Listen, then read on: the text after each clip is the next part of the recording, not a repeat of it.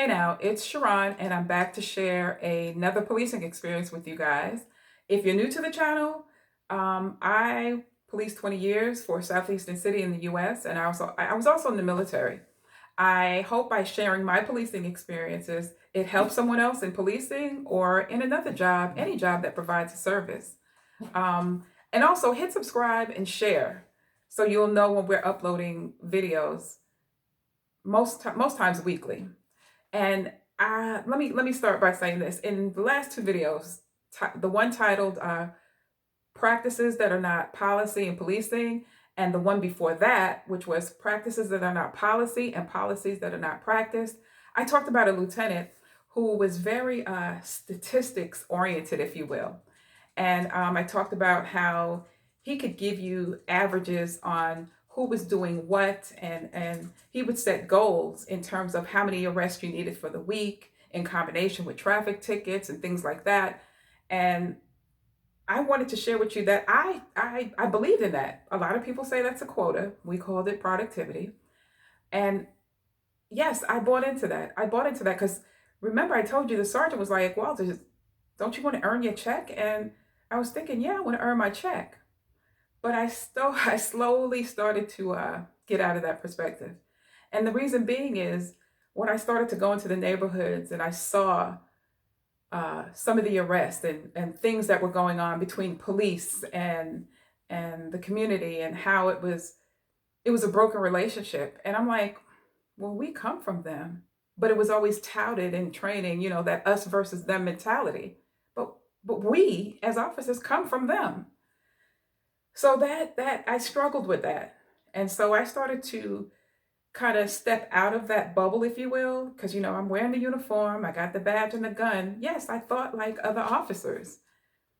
I think that's called the purist perspective, because you're in it, so you believe in the policies and the practices, if you will. So I started to take myself outside of it because, again, we come from them. And then in the neighborhoods, you don't necessarily hear it told that there's a lot of working families. They just may be working poor, right? I didn't know I was poor growing up until I got to school and people started talking about, shoes and clothes and stuff like that. But we didn't know we were poor. And I say that to say this, that when we went to the neighborhoods to find bodies, to meet those goals, it was usually in the poor neighborhoods. Why? Because the arrest, how should I say? It was easier to find things like walking in the street when a sidewalk is provided, or drinking in public, crimes that are not really hurting anybody, but they're still crimes. It was easier to see that, and go to those areas and get it. And the reason why I said that, because here's a perspective. I like to go fishing. I've fished hundreds of times, right? And I remember as a teenager, we would get up 6 o'clock in the morning, get our buckets, get our fishing poles, and let's see, make a left and then a right and go straight down this street. It's a 10-minute ride by bike getting to the beach from my mother's house, her old house, right? And so we'd get up and we'd ride down to the beach. Sometimes we'd have water and mustard powder.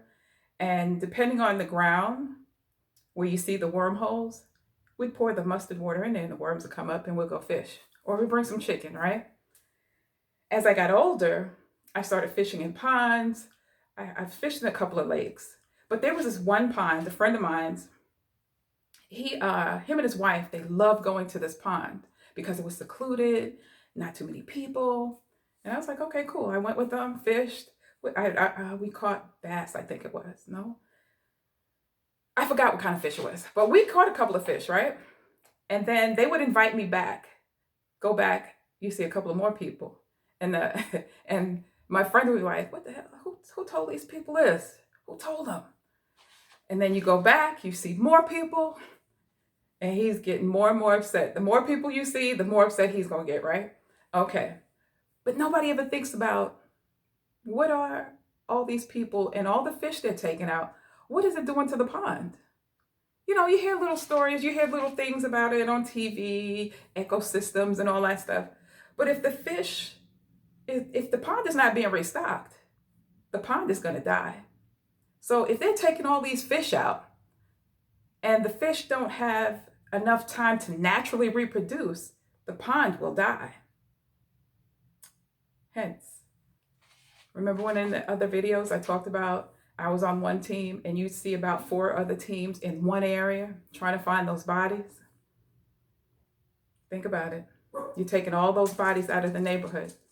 I've never seen my lieutenant or that lieutenant, and it's in all his statistics, talk about, 6 males taken from area B, 11 females taken from area B.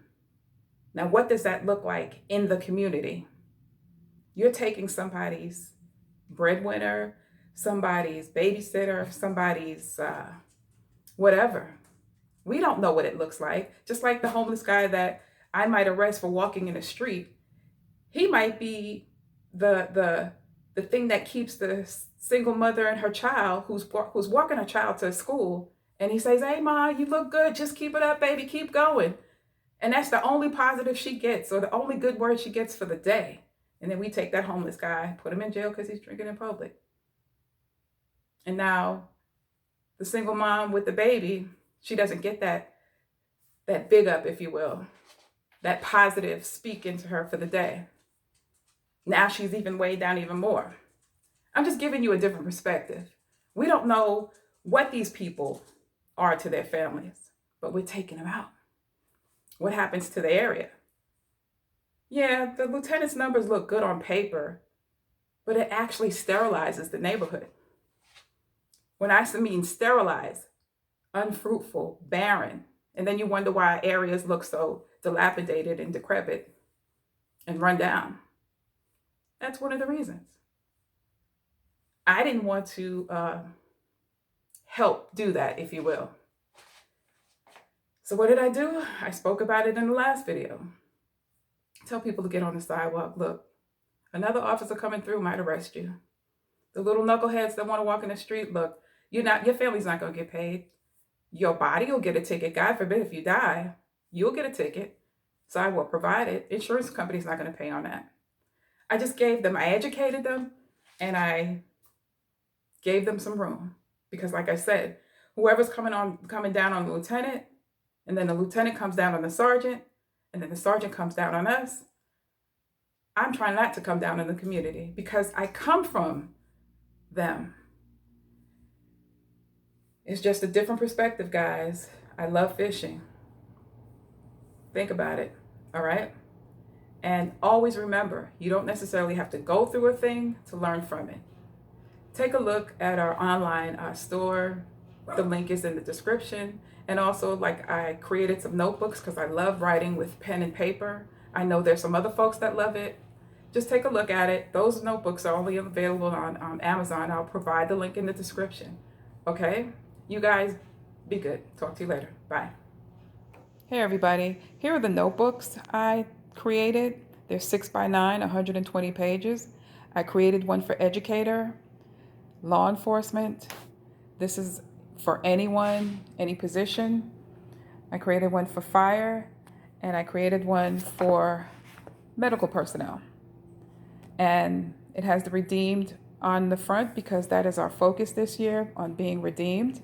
And then when you turn it over, there's the Redeemed cross with the scripture and a reminder you are redeemed, and that makes you essential at any position or job.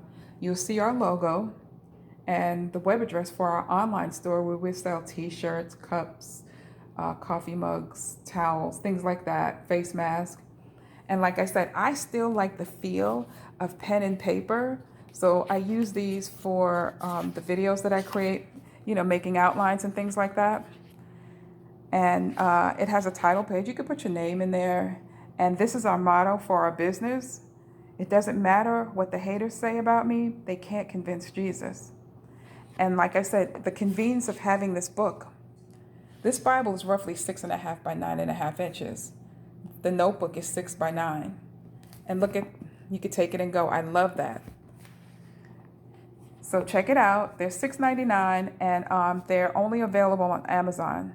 And I'll provide the link for each of them in the description. Talk to you guys later. Bye-bye.